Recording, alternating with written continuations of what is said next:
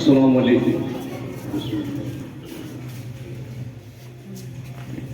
यहाँ पर मौजूद सभी बुजुर्ग साथी, उस्ताद और तलबा, हर त्योहार मनाए जाते हैं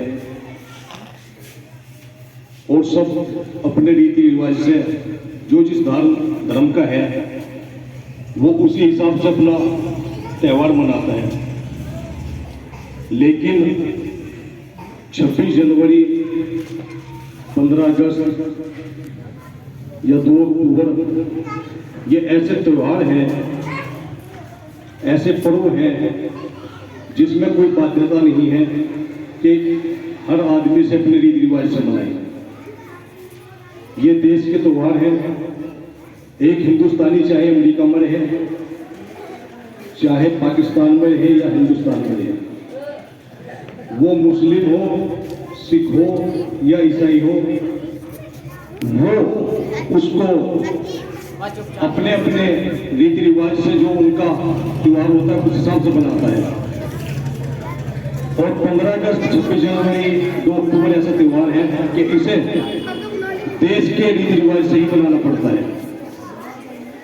ये एक ऐसा त्यौहार है 26 जनवरी,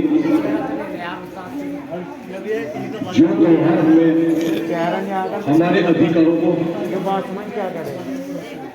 हमारे विचारों को, हमारी आजादी को दर्शाता है। 26 जनवरी हमारा जो मुल्क है वो पहले अंग्रेजों के द्वारा गुलाम था। बड़ी शहादत दी गई, बड़े मुजाहिदे किए गए हमारे बड़ों के द्वारा। उसके बाद जाकर 26 जनवरी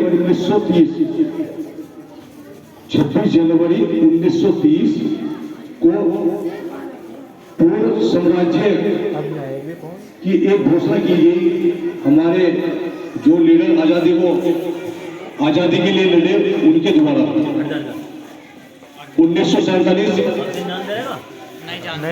15 अगस्त 1947 में हमारा देश आजाद हो गया। लेकिन अपना कानून जिसे संविधान कहते हैं वो हिंदुस्तान के पास नहीं था।